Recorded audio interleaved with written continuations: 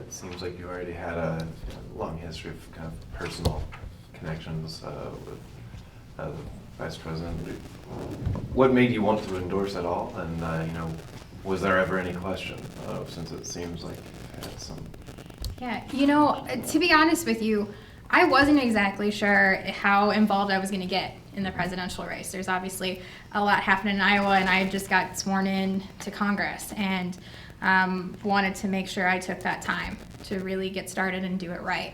And after a year of being in Congress, I have to tell you, I spent the last couple of weeks thinking about what that year was like, and the fact that my day in Congress was always so different than what you would see on TV at night. I'd work across the aisle. I'd work with Republicans on infrastructure or on small business, and it was never the stuff you'd hear about.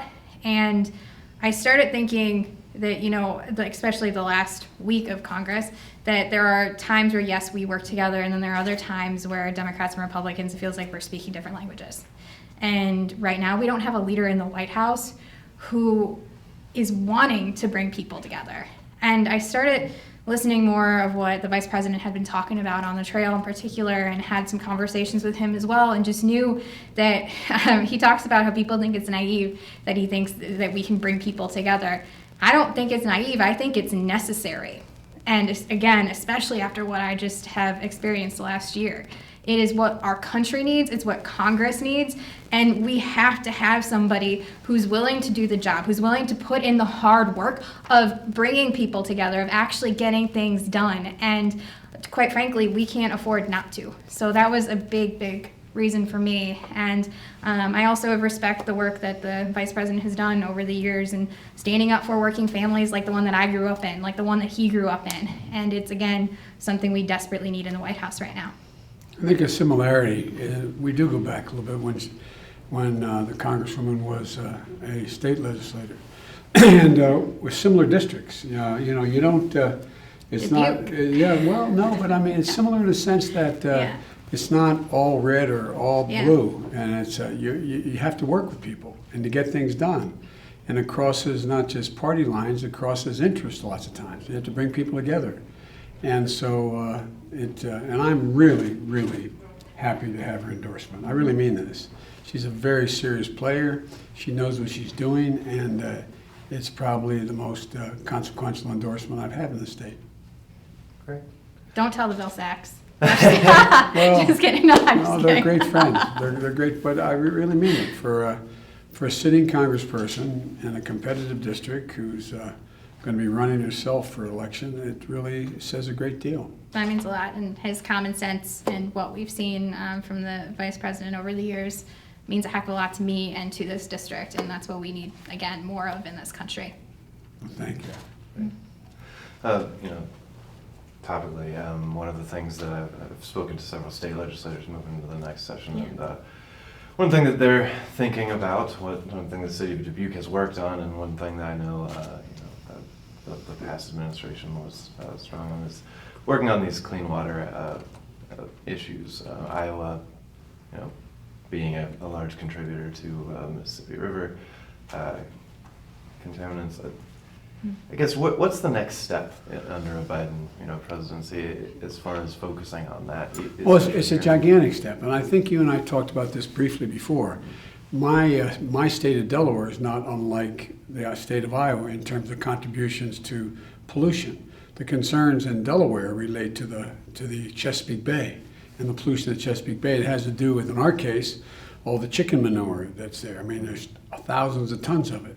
And here in this state, you have hogs, you have cattle, a whole range of things. And we learned, we have the technology now to be able to pelletize this manure, take out the hydrogen, use it for energy, and be able to put together the ability for farmers to be able to not only continue to maintain their land, but have pure water. And secondly, there's the whole issue of whether or not we're able to deal with the water spill and runoff that comes with the change in climate. It's significant. It's significant. And we have to build not to what it was before, but what is necessary now to protect our roads, our highways, our cities, our towns. And so it's a major, major element. of my entire infrastructure plan, but also my agriculture plan. Because farmers in the bottom line will become the first net negative emissions group in the world, because we should pay them to do it as well.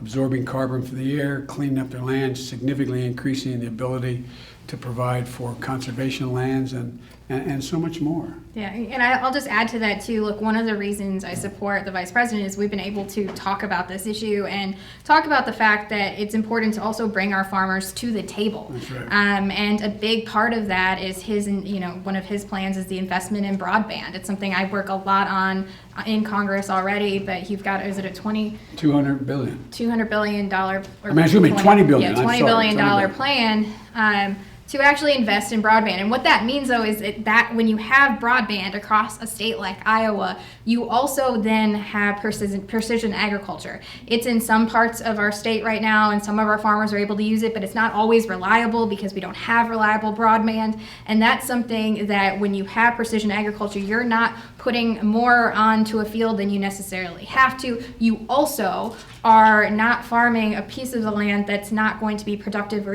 you or for the environment. And that's something that's so important and something that the vice president actually understands and is willing to talk about and have part of his plan.